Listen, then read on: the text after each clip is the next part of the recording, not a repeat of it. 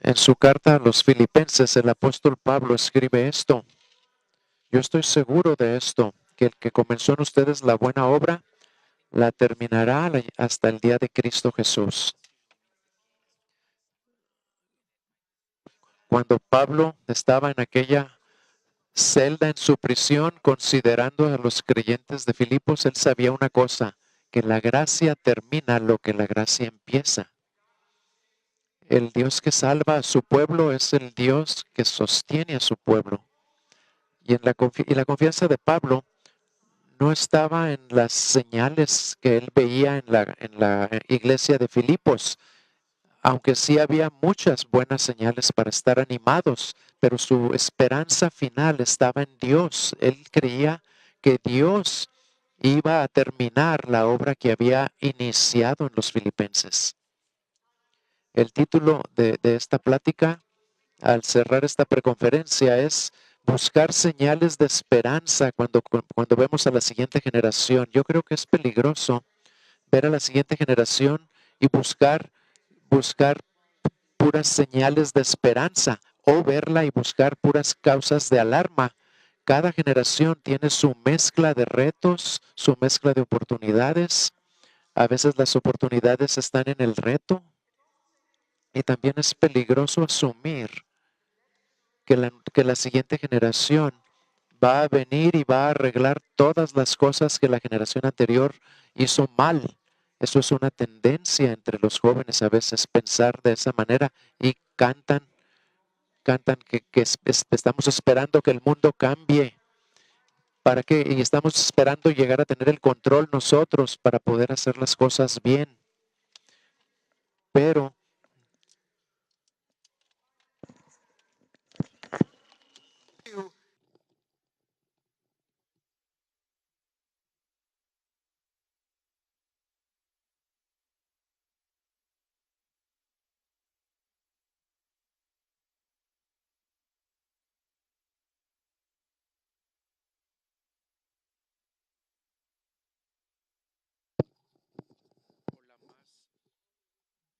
más débil generación. Las generaciones tienen sus diferentes características cada una. El poder de la resurrección de Jesucristo, eso es nuestra esperanza. Así que esta mañana a mí se me ha dado el privilegio de cerrar esta preconferencia ofreciendo señales de esperanza para la siguiente generación. Y al ver el horizonte del evangelismo y al ver encuestas y al ver a gente que ha tenido éxito al alcanzar a los jóvenes, yo tengo unas cuantas observaciones que me dan esperanza porque son evidencias de la obra de Cristo en nuestros días. Y yo tengo la confianza de que el Dios que empezó la obra en nosotros la va a terminar. Así que la primera señal de esperanza que yo veo es esta. Los cristianos más jóvenes esperan ser una contracultura, esperan ser una minoría que va en contra de la cultura. Y les voy a dar un contexto para esto. Ustedes tal vez saben que los que se identifican como cristianos en los Estados Unidos, el número de cristianos ha estado bajando, disminuyendo. Y el porcentaje de personas que dicen ser cristianos es cada vez menor. Y este contraste lo vemos cuando comparamos a los baby boomers y a los millennials. 9 de cada 10 baby boomers se decían ser cristianos y los millennials nada más el 65%. Y la generación Y, los que vienen después de los millennials, es aún más bajo el porcentaje de cristianos. ¿Y cómo es que esto es una esperanza? Es una señal de esperanza. Esto suena más como un reto. Depende de cómo lo veas. Porque en medio de esta disminución, el porcentaje de la población que asiste a la iglesia se ha mantenido estable. Quiere decir que no estamos viendo que esta disminución en la devoción en los cristianos no está sucediendo, más bien está bajando el cristianismo nominal. Están desapareciendo los cristianos culturales. Está desapareciendo la idea de que el cristianismo era nada más aquello en lo que caías cuando no decidías nada. Y es una señal de esperanza por lo siguiente, por dos razones. Porque muchos líderes de la iglesia te dirán que es más fácil tener una conversación espiritual con gente que sabe que no es cristiana, que con gente que piensa que es cristiana, pero que no muestra ninguna evidencia de su salvación.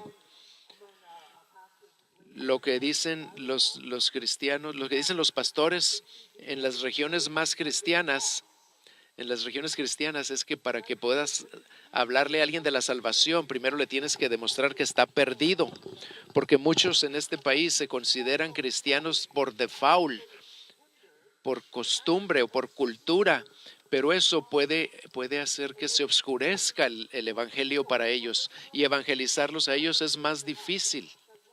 Esa es una razón por la que yo veo esperanza en esto. Y otra segunda razón, que esto es una señal de esperanza, es porque yo creo que eso va a llevar a la siguiente generación a que no asuma que la mejor manera de lograr un cambio en la sociedad es el involucramiento político. Yo muchas veces he dicho que los evangélicos más grandes creen que Estados Unidos es Israel y los evangélicos más jóvenes ven a Estados Unidos como Babilonia. Ninguna de esas dos está bien, ninguna de las dos es sana, pero a mí me anima que la generación más joven está lista para enfrentar muchos problemas desde una perspectiva pastoral que a través de lentes políticos. A veces nos tenemos que involucrar en ambas cosas. Y los cristianos se tienen que involucrar tanto en el ministerio pastoral, al evangelizar unos a otros, y también en la arena política, porque ambas son esferas en las que tenemos que amar a nuestros prójimos. Pero las suposiciones de la siguiente generación, las expectativas de que nosotros vamos a ser una minoría contracultural, especialmente en lo que se trata de la sexualidad, eso es una señal de esperanza, porque es una señal de que estamos preparándonos para un futuro en el que vamos a tener que batallar.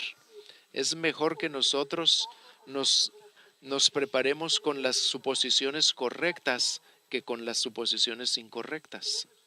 Esas son dos razones por las que esta idea de que los más jóvenes, los cristianos más jóvenes, esperan ser una minoría contracultural.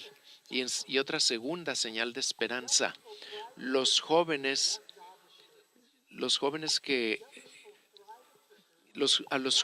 les va mejor en la iglesia cuando ellos entienden las cosas básicas de la mejor manera. Hubo una encuesta últimamente que investigó cuáles eran las prácticas de los padres en las familias donde los adolescentes seguían creyendo, seguían fieles en su fe. ¿Qué fue lo que afectó su desarrollo espiritual? ¿Cuáles factores fueron los que más influyeron? Y se reveló mucho por medio de esta encuesta. Y lo que se encontró fue que los niños que siguieron siendo cristianos fieles cuando fueron adultos jóvenes, que seguían compartiendo su fe, asistían a la iglesia, leían su Biblia, que tenían todavía sus prácticas cristianas, ellos crecieron en hogares donde algunas prácticas estaban presentes. Y esto es una señal de esperanza para mí. Todas esas prácticas eran las básicas. Eran las prácticas cristianas básicas. No era porque tenían un excelente equipo de adoración o porque era un grupo de jóvenes muy grande. No, eran por las cosas básicas. Y las básicas son todavía las mismas cosas básicas. ¿Cuáles eran esas cosas? Leer la Biblia. Leer la Biblia. Niños que leían la Biblia mientras crecían tenían una mayor probabilidad de tener una vida espiritual vibrante cuando llegaron a ser adultos. Y la estadística no nos debe sorprender. ¿Por qué? Porque la palabra de Dios es poderosa y la práctica de leer la Biblia es un recordatorio constante del poder de Dios. Eso es un recordatorio constante de que vivimos como seguidores de Cristo. que nuestro Rey ya habló y que Él reina sobre nosotros y queremos caminar en sus caminos y eso nos forma. Hay un libro que se llama Creciendo y Creciendo Joven y se trata de cómo alcanzar a los jóvenes. Y en las iglesias donde alcanzan a los jóvenes, ahí se predica que la Biblia realmente tiene un mensaje redentor.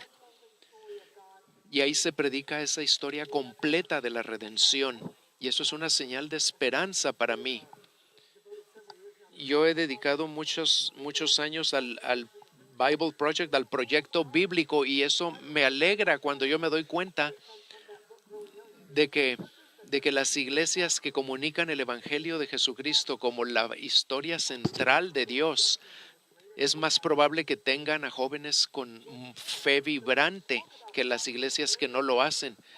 ¿Por qué? Porque esas iglesias también van a enseñarle a los jóvenes cómo interactuar con su cultura y cómo responder a los problemas sociales que enfrentan.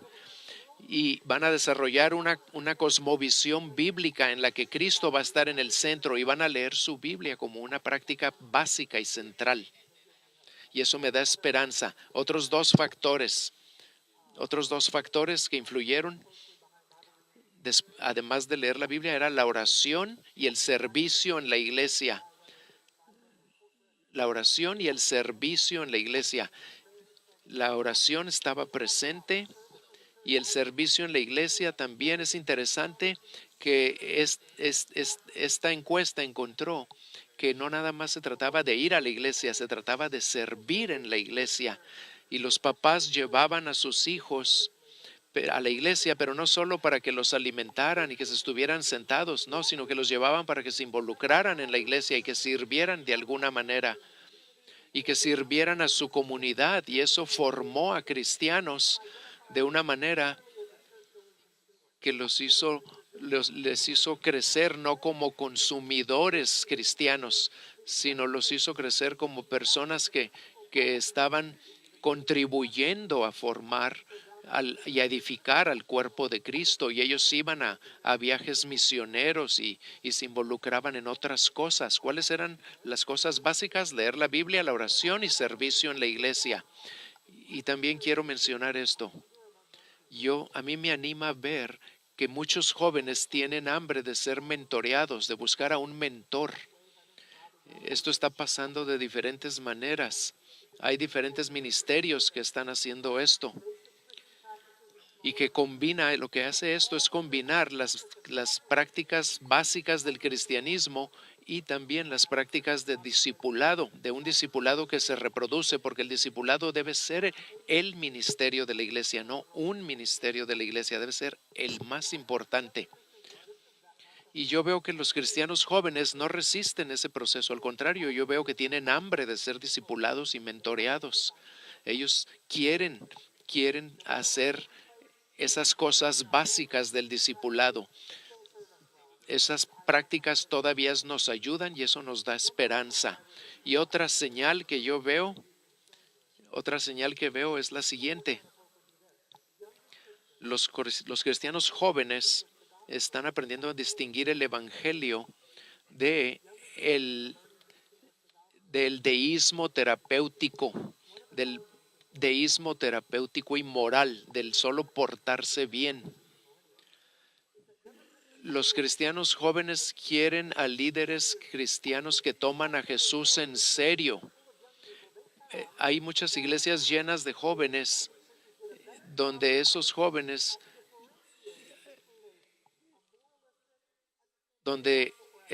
tienen un entendimiento más claro cuando aprenden a distinguir entre el moralismo y el cristianismo.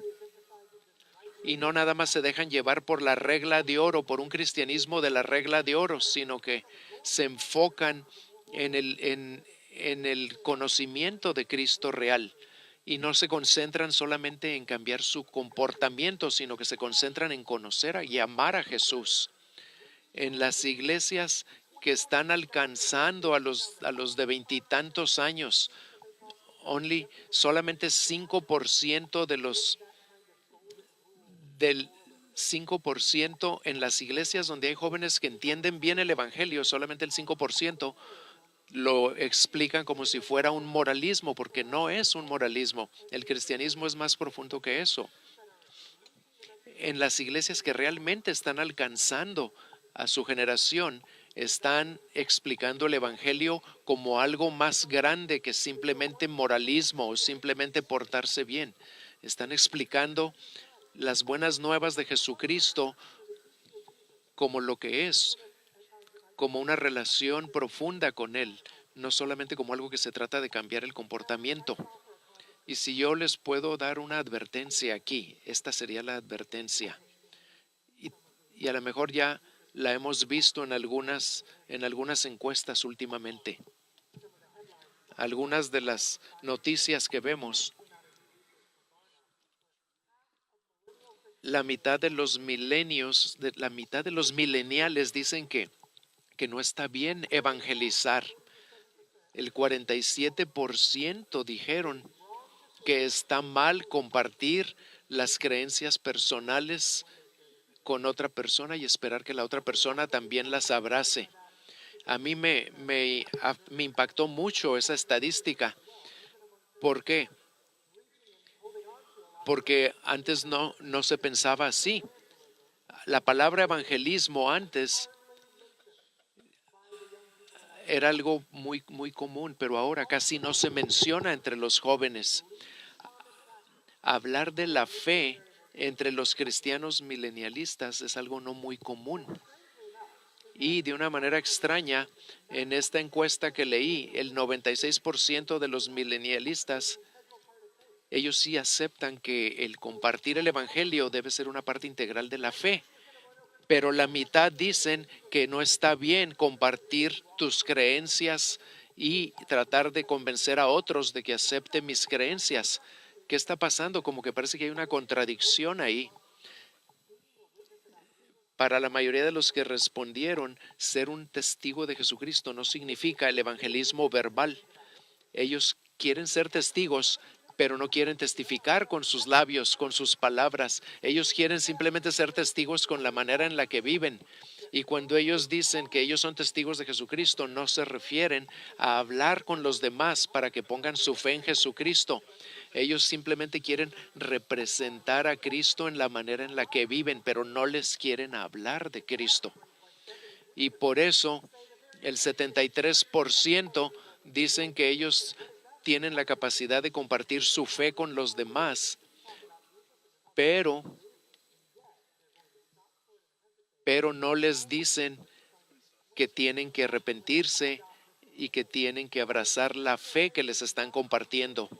Para ellos, compartir la fe no es evangelismo. Compartir la fe es simplemente decirles lo que significa Jesús para ellos. Y ese es uno de los más grandes retos que enfrentamos en nuestros días. Eso no es una esperanza, una señal de esperanza. Cuando la fe se vuelve muy personal en un mundo de consumidores, el evangelismo se convierte en algo controversial, porque la idea de que llevar a otros a mi fe, a la fe que yo tengo en Cristo, se vuelve algo arrogante. Y eso no está muy bien. Para los millennials que van a la iglesia, en muchas de estas encuestas, el que no mencionen el infierno como una realidad eterna, algo que hablaron los apóstoles, algo que Jesucristo mencionó en la Biblia, eso revela una deficiencia en el discipulado. Y a mí me da gusto que los cristianos jóvenes quieren tomar en serio el Evangelio de Jesús, pero no toman en serio todo el mensaje de Jesús. Nos debería preocupar que la iglesia ha olvidado cómo temblar acerca del infierno. Yo no sé cómo puedes tomar en serio el mensaje de Jesús y dejar fuera el aspecto tan frecuente de su enseñanza que se refería al infierno. Y yo sé que la generación más joven a veces se burla de la generación más antigua y se burlan de los predicadores que hablaban de puros juicios. Pero esto es muy importante y creo que vamos a tener que darle más atención en el futuro. Y la única esperanza aquí es que los jóvenes quieren el mensaje total de Jesús, pero desafortunadamente uno de los aspectos más importantes del mensaje de Jesús ha sido pasado por alto por la generación más joven. Y ellos ya no le dan la urgencia que le deben dar en el evangelismo a esta cuestión del infierno y de la perdición eterna. Entonces, ¿qué nos aguarda en el futuro en la iglesia? Pues pudiéramos estar entrando a una nueva etapa de obscurantismo. Pero también podemos estar entrando a una etapa del más grande avivamiento de la historia. A lo mejor estamos ya en los últimos días antes de que Cristo venga, o a lo mejor pueden faltar miles de años, no lo sabemos. ¿Qué van a decir los historiadores? ¿Qué van a decir los historiadores de nuestra historia cuando hayan pasado muchos años? La realidad es que no sabemos qué hay en el futuro, pero conocemos al Señor de la historia. Y Pablo escribió en su carta más llena de gozo desde una celda de la prisión, escribió esta carta con gozo. ¿Cómo pudo escribir esta carta que se trata del gozo cuando él estaba en la cárcel y estaba en cadenas?